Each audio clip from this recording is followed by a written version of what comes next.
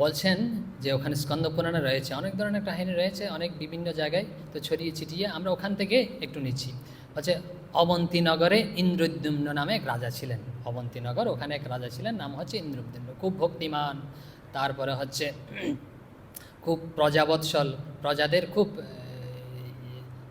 ছেলের মতো, নিজের ছেলের মতো মনে করে, এরকম প্রজা পালন করে। তো এবং খুব ধার্মিক, ভগবত ভক্ত খুব।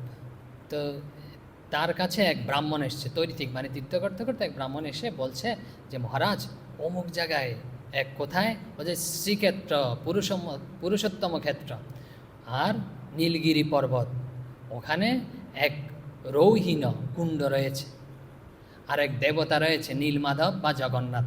ওই রৌহীন কুণ্ডে স্নান করে যদি নীলমাধবকে কেউ দর্শন করে, জগন্নাথকে কেউ দর্শন করে, তাহলে সে মুক্ত হয়ে যায়। তো মহারাজ যখন এখন শুনেছে এই কথা, যে ঠিক কথা বলেছে, তো তাহলে আমি এখানে পড়ে রয়েছি কেন, আমি ওখানে চলে যাব। তো পুরো রাজ্য নিয়ে, এরকম সমৃদ্ধিশালী রাজ্য, এটা সব বাদ দিয়ে না, ওই ওখানে এসেই শ্রীক্ষেত্রে এসেই তিনি তার ডেরা গেটেছেন, মানে হচ্ছে রাজ্য স্থাপন করেছেন। তো যেই দেবতার কথা তিনি শুনেছেন, তিনি আস্তে আস্তে না, ওই যে নীলমাধব, তা হচ্ছে ধুলি ঝড়ে কিন্তু ঢেকে গেছে, একদম বালির নিচে চাপা পড়ে গেছে। তো তিনি তো খুব মন খারাপ, তো কীভাবে দেবতা দর্শন হবে? তখন দৈববাণী হলো যে তোমাকেই এ দেবতা প্রতিষ্ঠা করতে হবে, দারুব্রহ্ম হিসেবে। যে দারু মানে হচ্ছে কাঠ, তো এই দারুব্রহ্ম হিসেবে প্রতিষ্ঠা করতে হবে। তখন তিনি যে নারদের শরণ নিলেন, নারদের বুদ্ধি নিয়ে, তারপরে হচ্ছে বিশ্বকর্মার শরণ নিলেন। তো বিশ্বকর্মা কি করবে? মন্দির তৈরি করে দেবে।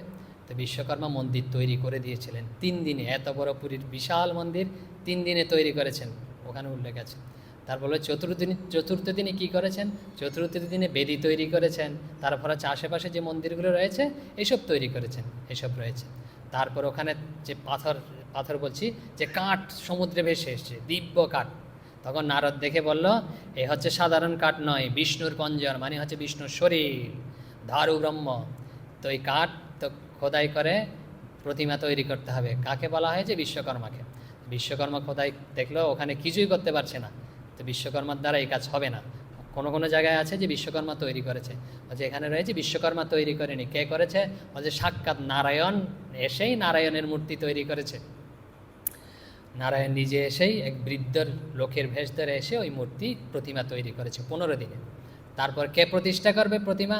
যে ব্রহ্মা সাক্ষাৎ এই প্রতিমা স্থাপন করবে এবং প্রতিষ্ঠা করবে। যে ব্রহ্মা এসেছিল, ব্রহ্মা সাক্ষাৎ এই প্রতিমা প্রতিষ্ঠা করেছে। এইসব